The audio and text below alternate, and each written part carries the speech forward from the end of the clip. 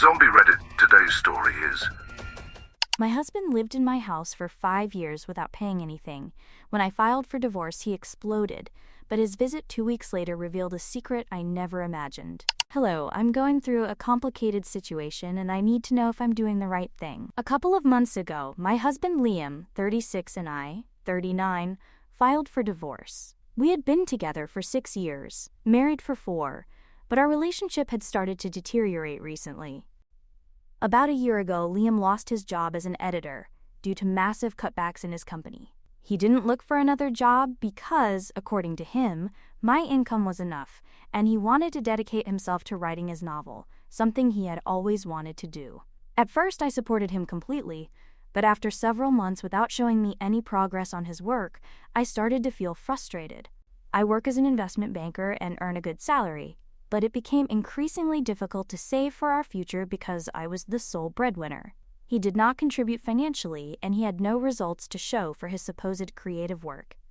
This caused numerous arguments between us. Liam insisted that I understood nothing about the creative process, and maybe he's right. But it seemed strange to me that after 2 or 3 months, this creative process had not produced even a paragraph that he could show me. When I asked him for explanations, he told me that he was still researching and deciding on the subject of his novel.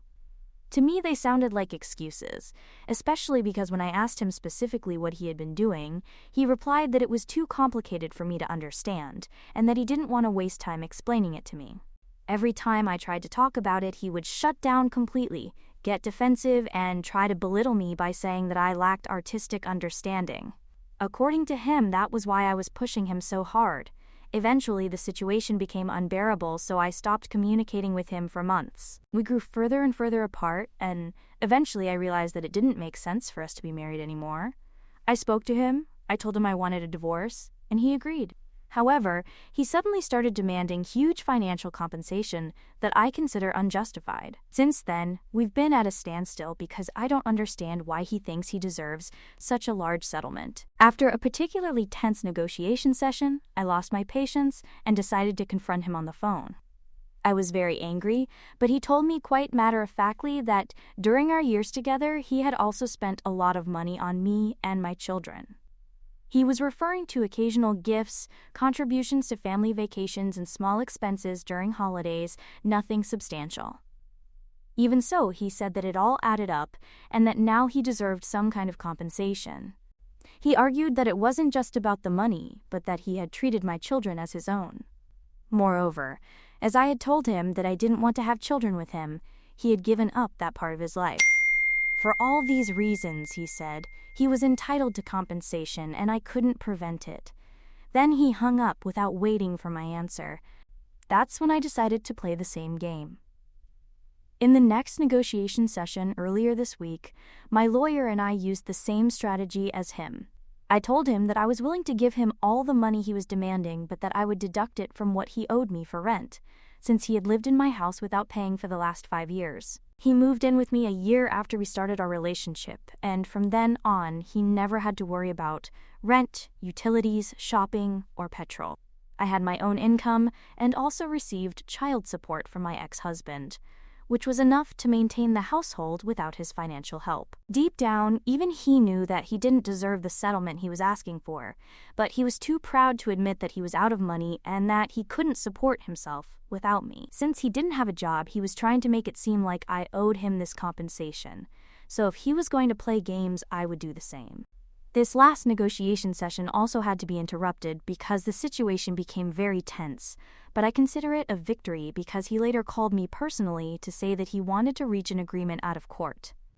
He mentioned that if we continued like this, we would end up in family court, something that neither of us wanted, according to him. But I was furious. I replied that I wanted to go to the family court precisely because, at least that way, we would get a fair verdict and he wouldn't be able to get away with it. Then he started crying on the phone, saying that I was being extremely unfair. He claimed to have been the perfect man for me for years, and yet I had filed for divorce without considering his feelings. According to him, I was acting as if I had never cared about him. I could tell he was hurt, but I don't know if it was an act to manipulate me. Am I the bad guy if I refuse to settle out of court and continue to drag this out until it goes to family court? Just to create problems for my future ex-husband? Edit. Hi, I want to clarify a few things. Many believe I am being unfair in refusing to pay Liam a settlement, especially considering my income, but there is a reason. Even with the child support I receive and my salary, my lifestyle is expensive and I don't want to compromise it. I have worked hard to build this life, and I make no apologies for it. My parents were not wealthy, so I have come a long way, and I am proud of it. To clarify, I have not refused to pay him any kind of settlement.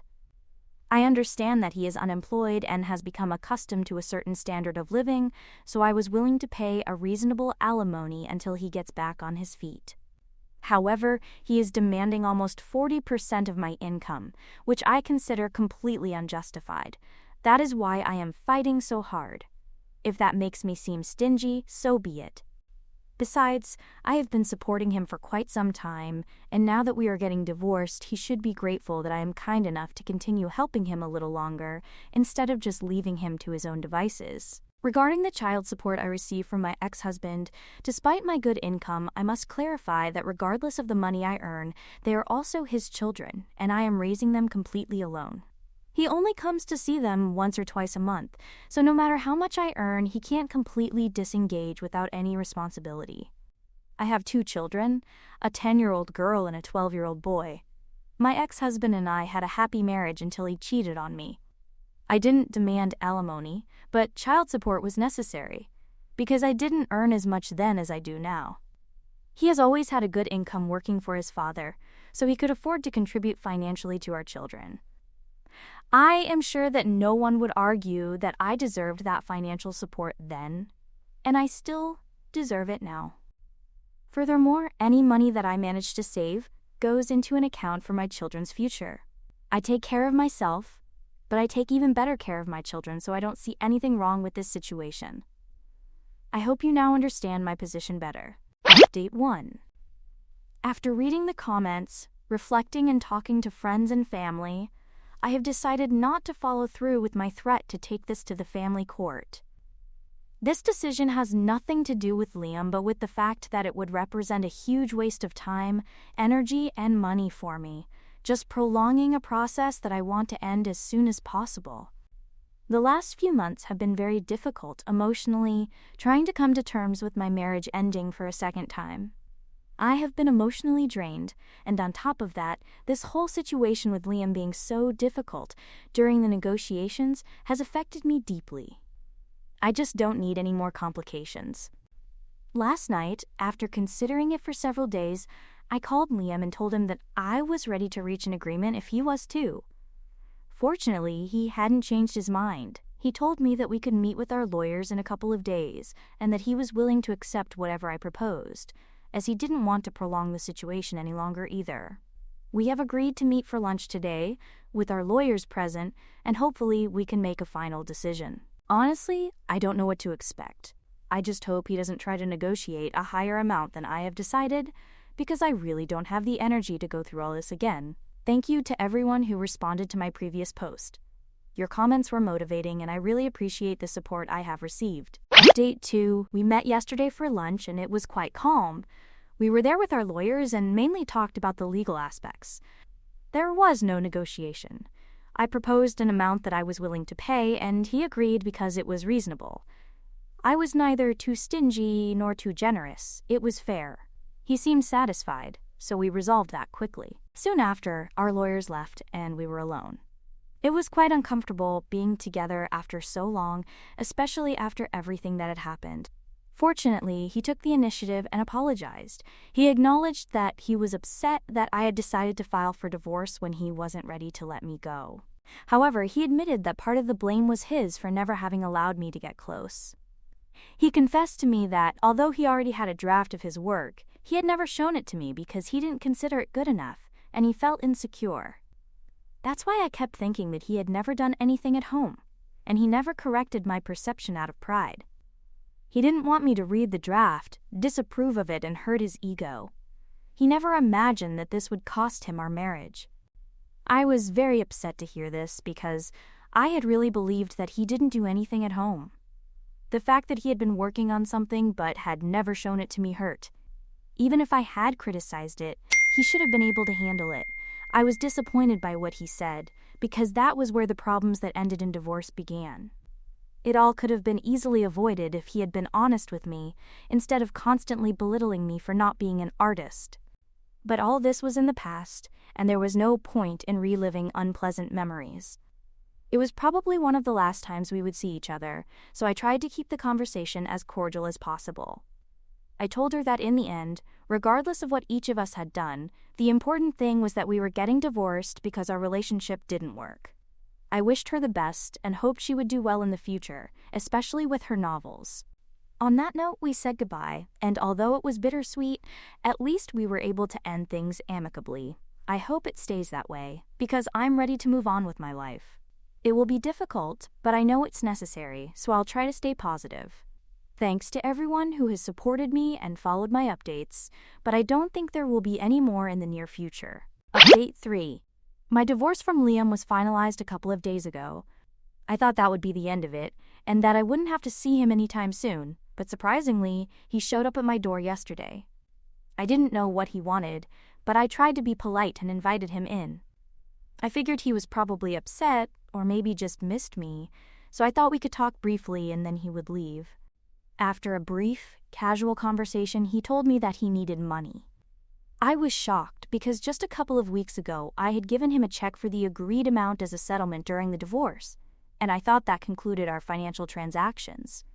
He seemed very distressed and explained that he didn't want to use that money because he was saving it for his future. He told me that he now needed to help his mother, as his parents were having difficulties with the rent. For the past few months, he had been using his own savings to help them, as they had lost a lot of money during the pandemic when their business was affected and they were never able to fully recover. Now his mother needed money for medical expenses that were not covered by insurance, and his parents also needed additional help with the rent. She didn't want to make the same mistake with the money she had just received from me, so she told me she couldn't think of anyone else to borrow it from. She promised to pay me back as soon as she could. I was completely taken aback. I had no idea what was going on because he had never mentioned that his parents were in any kind of difficulty. I asked him why he had never mentioned it in the last few months, why he had never told me that he was spending his savings on his parents.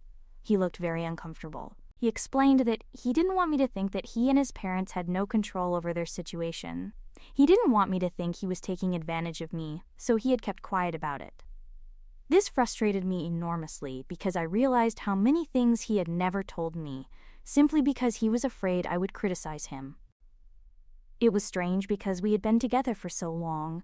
Our relationship should have been strong enough to survive any difficult situation. The fact that he had been dishonest with me about these things didn't make sense, especially as his actual behavior didn't make me think any better of him.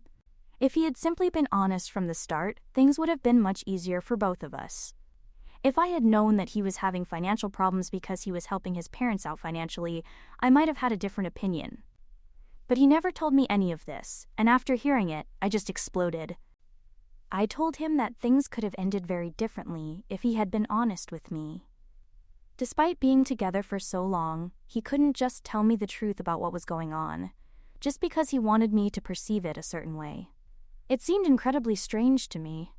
I told him that this whole divorce, all the suffering it had caused me, had been unnecessary. Even now, I couldn't understand why he had acted like that.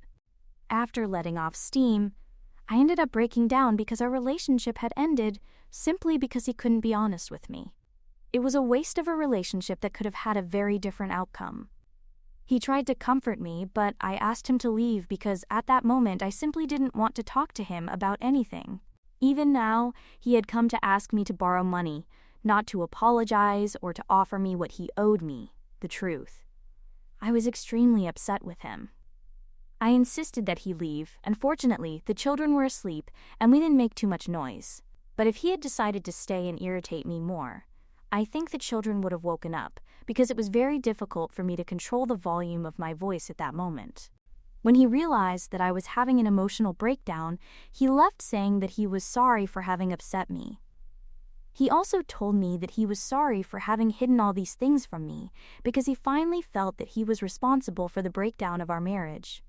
I didn't say it at the time so as not to prolong the argument, but he definitely was. Without a doubt, Several hours have passed since then, and it is almost 2 in the morning.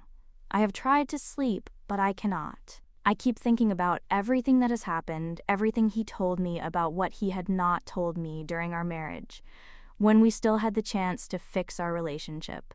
It just doesn't make sense to me. I don't understand why he would do something like that and sabotage our relationship. I feel angry and distressed, and I don't know what to do about it, so I decided to vent here.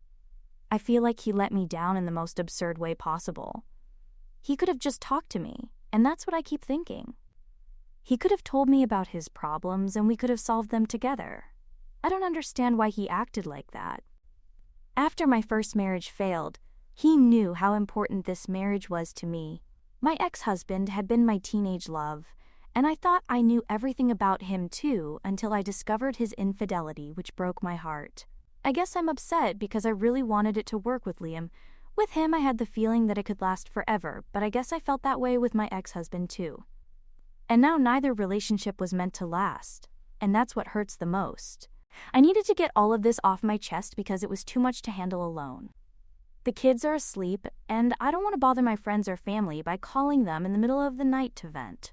I will tell them eventually because I know I need to talk to someone about this. But for now, this is my only way to express my feelings. Thank you for letting me share all of this and for reading all the way through. Whoever had the patience to get this far, I will try to get some sleep.